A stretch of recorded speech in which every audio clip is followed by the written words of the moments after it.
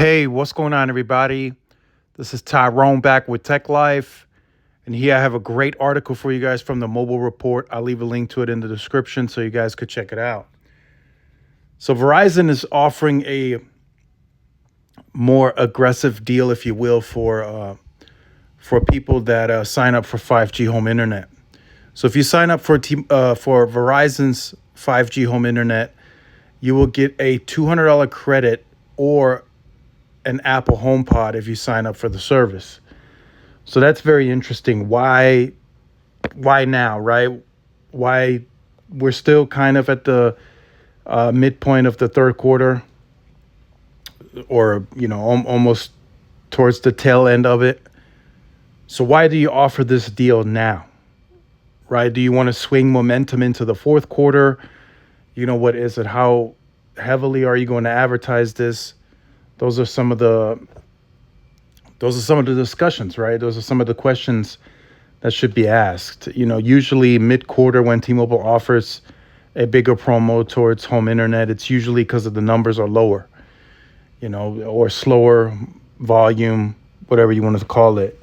With Verizon, they may want to accelerate, right? They may look at the 400,000 and say, well, we just opened up more bandwidth on C-band, and it's at a bigger scale now with it being cleared. Let's go ahead and offer something like this and see if we can get the 500,000-600,000 ads for the quarter. And I think that's something that Verizon is looking into, and we'll see if it works, right? We'll see if this works. I think the 400,000, I think that's a given.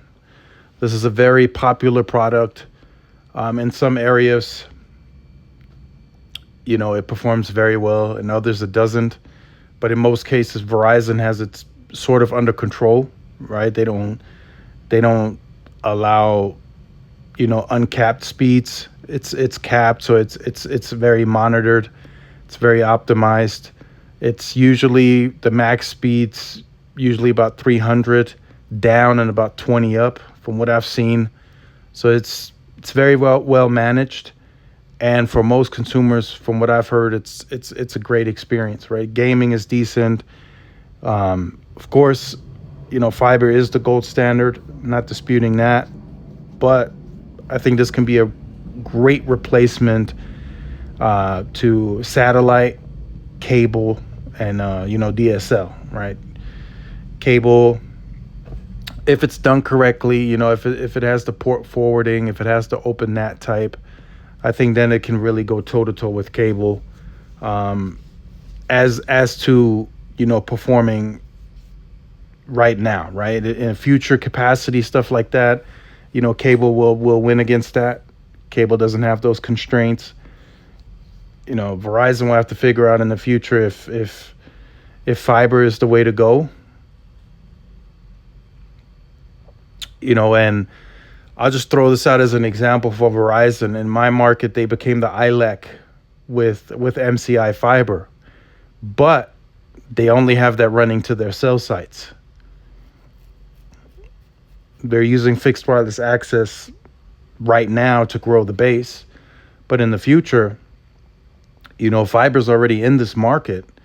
They could easily connect it up to the homes now. And in some cases, where these small cells, the millimeter wave small cells are placed, they already have fiber running in those neighborhoods.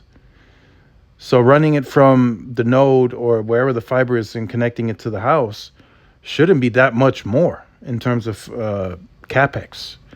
So just something to point out. And I'm sure it's like that in other areas too, where Verizon now is the ILEC for the fiber to the cell site. They just don't run it to the home.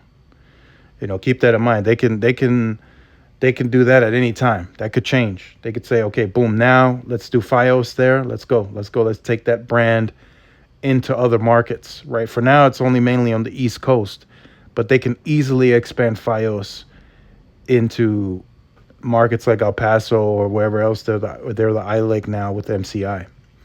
So make sure you guys stay tuned for more. Like, share, subscribe, follow my social media outlets. This is Tyrone with Tech Life. See y'all in the next one. Peace.